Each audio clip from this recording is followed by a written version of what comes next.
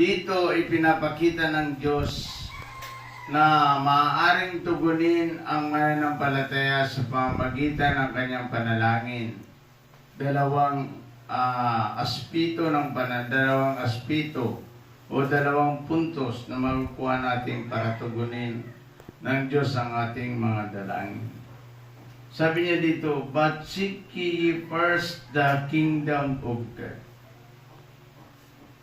Una, dapat yung maghari sa atin yung Diyos. Una dapat. Ang mga taong pinaghaharian ng Diyos, yan ay mga anak ng Diyos.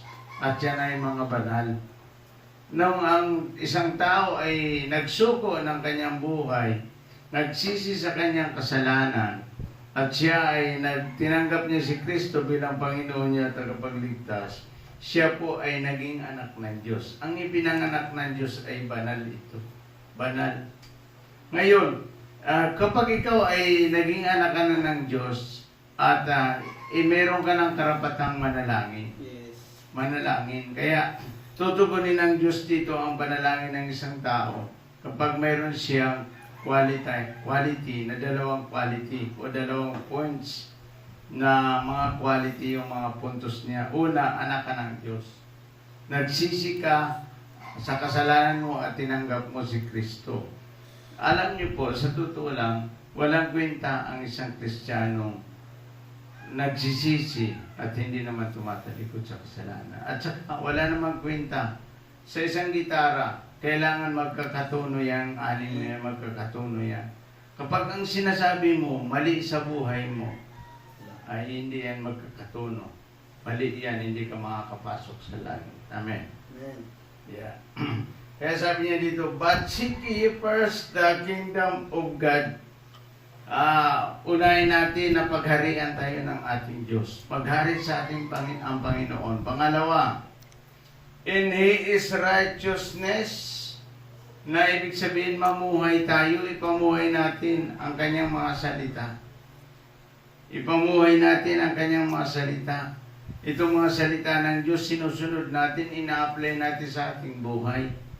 Itong dalawang ito ang magdadala sa iyo sa tagumpay para makuha mo ang ipinapanalangin mo sa Diyos.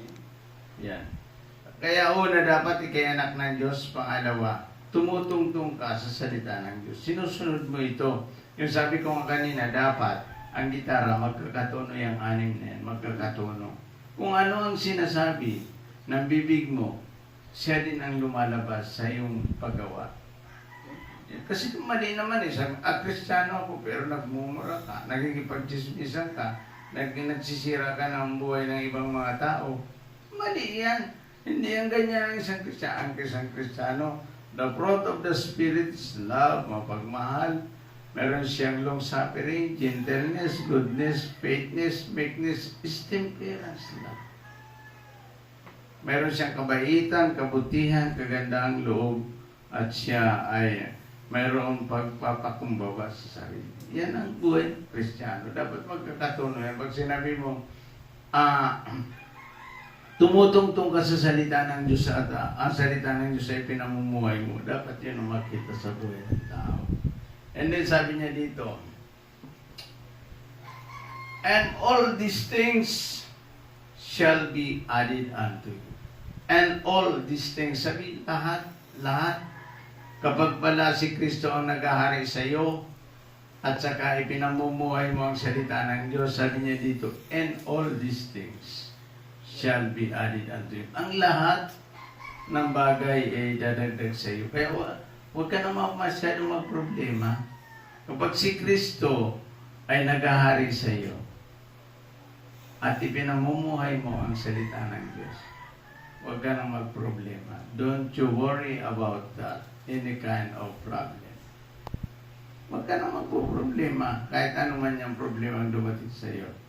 God is support you, and my God shall supply all your needs according to His riches, wealth so glorious and Christ Jesus. Si Jesus Kristo ang magbibigay sa iyo at magpupuno sa iyo ng pangangailangan. Kaya po rin natin ang Panginoon, dalawang puntos, dalawang bagay ang hinihingi ng Diyos para makuha natin ang panalangin. Una, pinag-aharian tayo ng Diyos. Si Kristo ba ay nasa atin? Tayo ba ay naging anak ng Diyos at nagsuko tayo ng buhay sa Panginoon? Secondly, si Kristo ba ang kanyang mga salita? Tumutungtong ba tayo doon? Pinamumuhay ba natin ito?